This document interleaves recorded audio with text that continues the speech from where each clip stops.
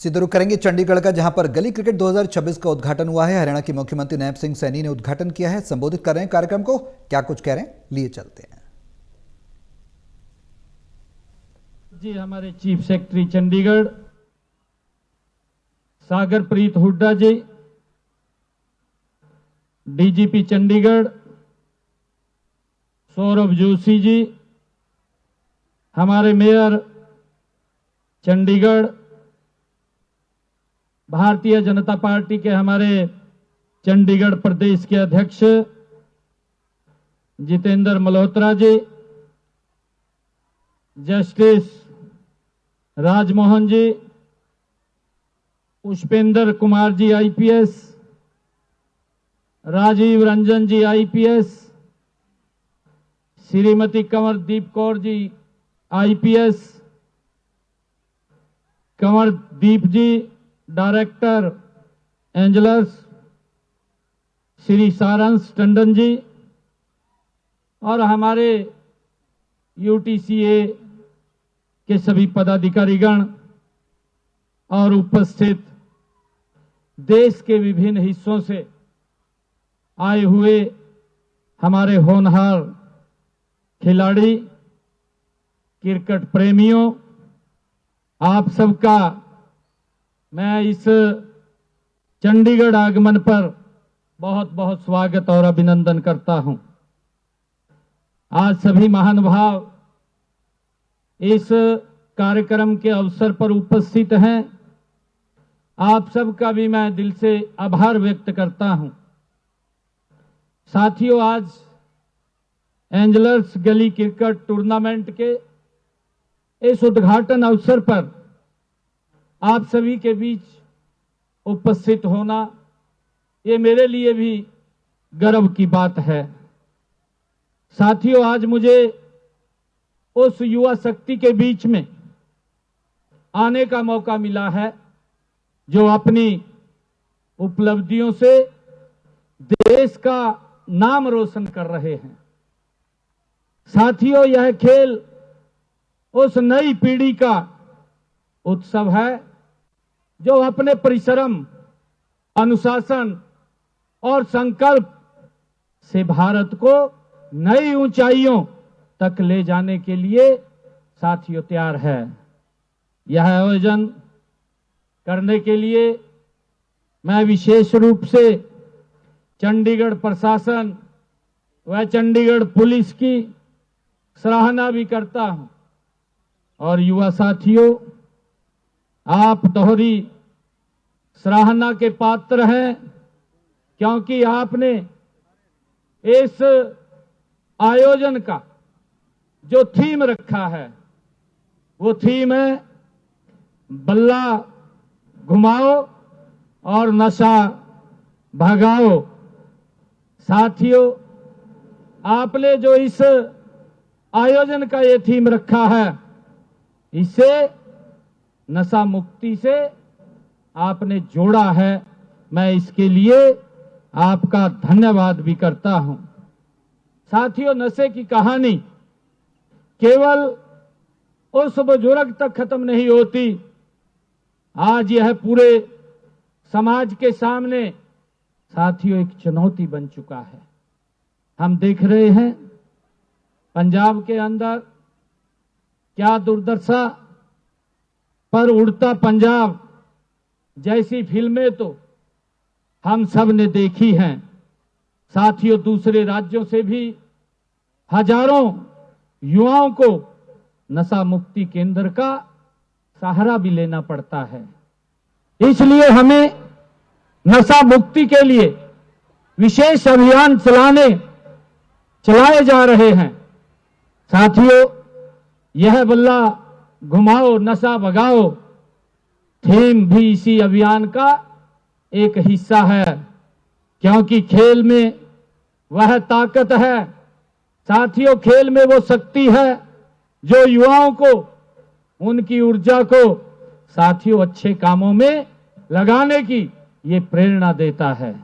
साथियों, युवा शक्ति को राष्ट्र शक्ति भी कहा गया है। इसे नशे से दूर रखकर इसकी ऊर्जा को राष्ट्र के विकास में लगाना बहुत जरूरी है। जरूरी इसलिए भी है साथियों, देश के यशस्वी प्रधानमंत्री आदरणीय नरेंद्र मोदी जी ने एक संकल्प विकसित भारत 2047 का लिया है। आप साथियों खिलाड़ी हैं, खिलाड़ी के साथ साथ इस देश के आप लोग भविष्य निर्माता भी हैं।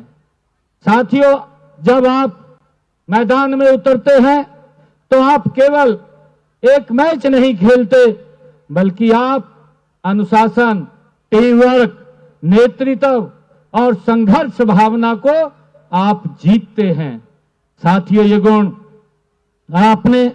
आपको जीवन के हर क्षेत्र में ये सफलता दिलाते हैं।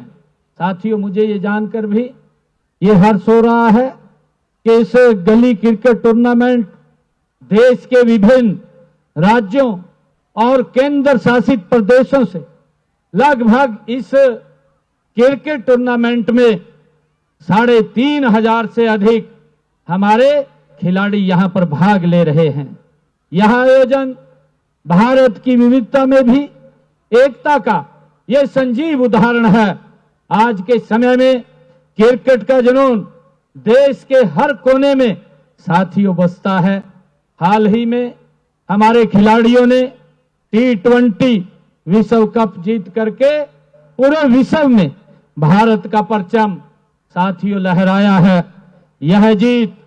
यह जीत हमारे खिलाड़ियों की नहीं, ये जीत भारत के 140 करोड़ भारतीयों के सपनों की ये जीत है। साथियों, युवा साथियों, खेल चाहे कोई भी हो, यह केवल पदक जीतने का माध्यम नहीं है, बल्कि यह व्यक्तिगत निर्माण का एक सशक्त साधन भी है। खेल हमें सिखाते हैं कि कैसे हार में भी हमें सीखना है। साथियों, कैसे जीत में भी हमें विनम्र रहना है। खेल हमें सिखाते हैं और हर हालात में अपने लक्ष्य और बढ़ते हमने रहना है, ये हमें खेल सिखाते हैं।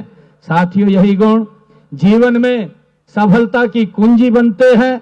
हरियाणा में जिसे खेल का पावर हाउस कहा जाता है, साथियों, खेल देश के अंदर हो रहे हो या देश के बाहर हो रहे हो, साथियों, हरियाणवी खिलाड़ी अपनी उपलब्धियों के देश के झंडे गाड़ने का और झंडा ऊंचा करने का काम हमारे खिलाड़ी कर रहे हैं। साथियों, यही नहीं, हमारे खिलाड़ी जीवन के दूसरे क्षेत्रों में भी बड़े अनुशासन, मेहनत और कर्मठता के साथ काम कर रहे हैं। साथियों, हमारे खिलाड़ी मेहनती तो है ही, हमारी डबल इंजन की सरकार ने भी एक खेल सांस्कृतिक विरासत करने के लिए उसे ठोस कदम उठाए हैं। यह खेल संस्कृति विरासत करने के पीछे भी हमारा लक्ष्य यही है कि हमारे युवा खेलें, पढ़ें और आगे बढ़ें, लेकिन नशे से दूर रहें। ये हमारी खेल संस्कृति की विरासत का साथियों ये ध्येय है। युवा साथियों, मैं आप लोगों को बताना चाहूंगा कि हमारी सरकार ने हरियाणा में पिछले 11 साल पहले हरियाणा में खेलों के लिए एक विजन विकसित किया था। साथियों, वह विजन था हर बच्चे को खेल से जोड़ने का, हर गांव में खेल मैदान बनाने का और हर उस युवा को अवसर देने का जिसमें खेल के प्रति ललक होती है। साथियों, देश के यशस्वी प्रधानमंत्री आदरणीय नरेंद्र मोदी जी ने भी ओलंपिक 2036 में भारत को खेल महाशक्ति के रूप में स्थापित करने का साथियों लक्ष्य रखा है। मुझे विश्वास है कि उस समय हरियाणा के खिलाड़ी सबसे अधिक पदक जीत करके देश का नाम रोशन करेंगे। मुझे ये पूरा विश्वास है और इसके लिए हमने पहले से ही तैयारियां हरियाणा के अंदर शुरू कर दी हैं। साथियों, मैं देख रहा हूं हमारे हरियाणा के खिलाड़ी, क्योंकि हरियाणा को खेल का एक पावर हाउस भी कहा जाता है, चाहे ओलंपिक गेम हो या पैरा ओलंपिक गेम हो। जब देश के अंदर साथियों गोल्ड की श्रृंखला लगती है तो उसके अंदर सबसे ज्यादा नंबर अगर किसी का होता है तो हरियाणा के खिलाड़ी उसमें लेकर के आते हैं। साथियों इसके लिए हमें गर्व है। मैं ये भी बताना चाहूंगा कि हमने पूरे राज्य में खेल को आधुनिक खेल सुविधाएं विकसित करने के लिए पिछले लगभग 11.5 सालों में हरियाणा के अंदर हमारी सरकार ने लगभग 1000 करोड़ रुपया इसके इंफ्रास्ट्रक्चर को खेल के मजबूत करने के लिए हमने खर्च किया है। साथियों हम ओलंपिक, पैरा ओलंपिक और अंतर्राष्ट्रीय पदक विजेता खिलाड़ियों को जो गोल्ड मेडल लेकर के आता है उसको 6 करोड़ रुपए का नगद पुरस्कार हरियाणा सरकार देने का काम करती है।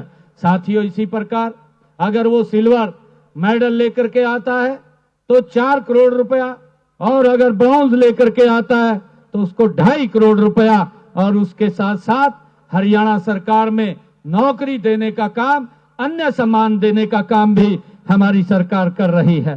साथियों हम ओलंपिक, पैरा ओलंपिक व अंतर्राष्ट्रीय पदक विजेता खिलाड़ियों और साथियों खिलाड़ियों के सुरक्षित भविष्य को सुनिश्चित करने के लिए हमने हरियाणा में एक उत्कृष्ट खिलाड़ी सेवा नियम 2021 वो भी लागू किए हैं। इनके तहत खेल विभाग में हमने लगभग 550 नए पद भी सृजित करने का काम ये हमारी सरकार ने किया है। और मुझे खुशी है बताते हुए कि हमारे हरियाणा के जो खिलाड़ी मेडल लेकर के आए हैं उन खिलाड़ियों को सरकारी नौकरी, लगभग 231 खिलाड़ियों को हमने सरकारी नौकरी देने का काम भी किया है। युवा साथियों खेल के दौरान खिलाड़ियों के चोट लगने और उनके उपचार के लिए हमने ताऊ देवीलाल स्टेडियम जो खेल परिसर पंचकुला में रिहेबिलिटेशन सेंटर उसकी भी शुरुआत हमने की है। साथियों प्रदेश के स्कूल और कॉलेजों में भी जिन छात्राओं ने विभिन्न राज्यों, राष्ट्रीय और अंतर्राष्ट्रीय खेल प्रतियोगिताओं में भाग लिया है और पदक जीते हैं उनको छात्रवृत्ति भी प्रदान करने का काम हमारी हरियाणा सरकार कर रही है। मुझे खुशी है कि हमने 2014-15 से अब तक 24,093 खिलाड़ियों को 70 करोड़ रुपया छात्रवृत्ति के रूप में देने का काम हरियाणा सरकार ने किया है। साथियों सरकार और समाज दोनों ही स्तर पर आज खेल को बढ़ावा देने की जरूरत है। बच्चे खेलेंगे तो मोबाइल व कंप्यूटर के खेल से हट करके वो मैदान में उतरेंगे।